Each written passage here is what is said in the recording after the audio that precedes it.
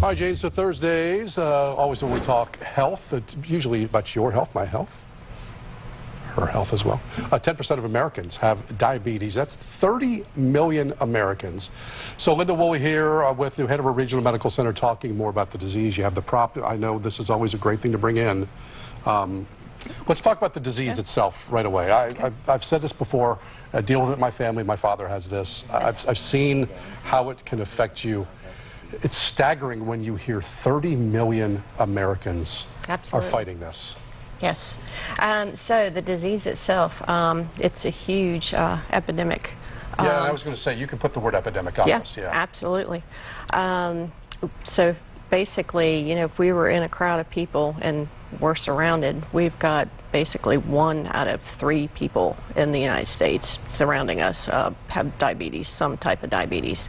So 90% have type 2 diabetes. We've got 10% have type 1 diabetes. Break those down. You could probably do that briefly so people know the difference between these. Yeah, so type 1 diabetes is actually an autoimmune disease where the body itself is attacking the cells that produce insulin. So type 2 diabetes is one that we're probably a little bit more familiar with, which is hereditary.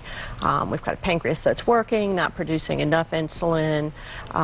That's one where, you know, we need to kind of have more exercise, look at our meals, that kind of thing. So because this can affect so many and does affect so many, what are some of the signs people want to look for? I remember so vividly in my family, I remember my father just laying on the couch day after day after day, not feeling well, drinking Gatorade, like it was going out of style. Right, right. So the signs are excessive thirst, excessive urination, fatigue. Those are the biggest things, and because of the thirst, people are usually drinking more, and if they're drinking sugary drinks, they're just kind of fueling that and making that worse. That's making the fatigue worse, and you know, they can get pretty sick pretty quickly. And so where does the prop come in? I know where we're going with this, but for people that would be confused by this portion control plate, let us know. Portion control. So, you know, the biggest thing with the holidays, even though we think that, you know, holiday meals are, you know, enjoyable for a lot of people with diabetes, it's actually pretty stressful. Trying to figure out, okay, what am I going to eat? What am I going to do? My blood sugar's already high. So portion control, the plate method often is real helpful, where they can divide their plate in half, divide it in half with half just fresh vegetables, and then a quarter of that is going to be proteins, where they're going to put their meats, and then a quarter of that is going to be where they put their carbs or their starches, and it just gives them kind of some control over what's going on in their plate.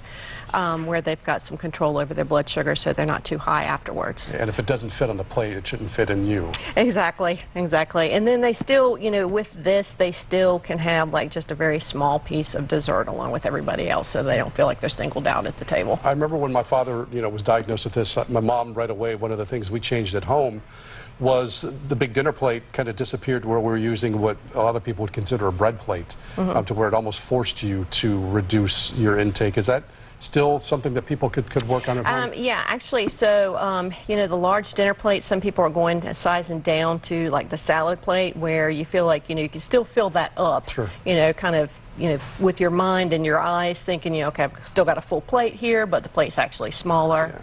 So, and that works much better. And then the biggest thing, of course, is getting rid of all the sugary beverages, because that's going to make you go the highest, the quickest. Yeah, it's a lot to take in. And one of the things, too, about this is a lot of people don't realize this. I mean, just diet alone, you can reverse. You can almost reverse this, if not reverse this. Absolutely. And you can reverse it with, you know, and like you said, diet is huge. And then also the physical activity, so a short walk after the meals helps.